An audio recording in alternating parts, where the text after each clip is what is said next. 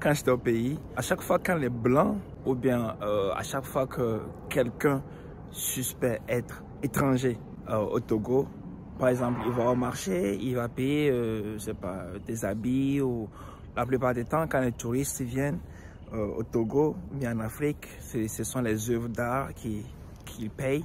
Alors, à chaque fois quand tu as l'air suspect d'être touriste, c'est comme ça au Togo, mais je suppose que ça doit être la même chose partout en Afrique parce qu'on est les mêmes.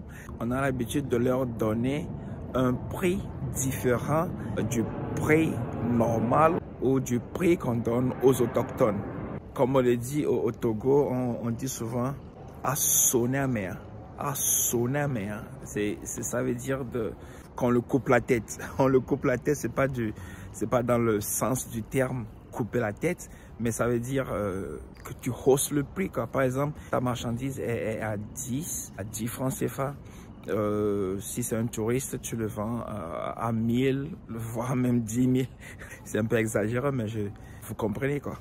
Alors, qu'est-ce que je veux dire dans tout ça? C'est que c'est pas seulement en Afrique qu'on a ceci.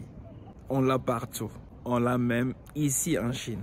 À Beijing, il y a un coin qui est appelé Yangzhenjie. C'est un coin qui est fréquenté beaucoup par les étrangers. Alors, ce coin-là, il y a des restos là-bas. Il y a des restos que quand tu vas pour manger, il y a le menu pour les autochtones, pour les Chinois. Il y a un menu pour les étrangers. Alors, du coup, le menu pour les autochtones, c'est le prix normal, quoi, tu vois. Et le menu pour les étrangers, ils ont vraiment haussé le prix. Je prends un exemple palpable. Aujourd'hui, ce matin, okay, quand j'allais au boulot, j'allais payer des tailles-ongles.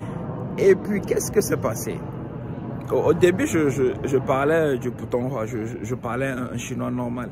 Puis ici à Chantine, ils ont un dialecte au fait. Et il se fait que je comprends un peu et puis je peux parler un peu leur dialecte.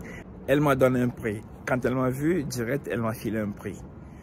Et je me suis dit que à coup sûr, c'est pas ce prix-là, quoi, tu vois. Alors, j'ai commencé par parler leur dialecte.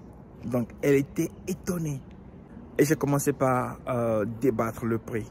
Et vous vous rendez compte que c'est le prix qu'elle m'a donné au début, c'est pas le prix là que j'ai payé le taille-ongle, finalement. C'est pour dire que quand tu viens en Chine pour étudier, la langue, certes la langue est difficile, mais je me dis que si tu fais un peu d'effort, tu vas le parler. Quand tu viens en Chine pour étudier, essaye, fais un effort d'apprendre la langue.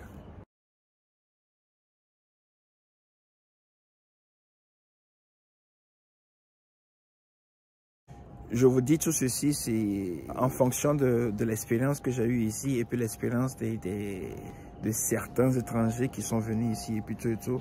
Alors voilà. Alors les gars, j'espère que tu as appris quelque chose de cette vidéo. Alors c'était tout pour aujourd'hui. Si tu aimais la vidéo, n'oublie pas de me jeter un like. Et puis on se voit dans la prochaine. Prends soin de toi et puis prends la vie du bon côté. Moi c'est Tidjo. Bye. On se voit demain.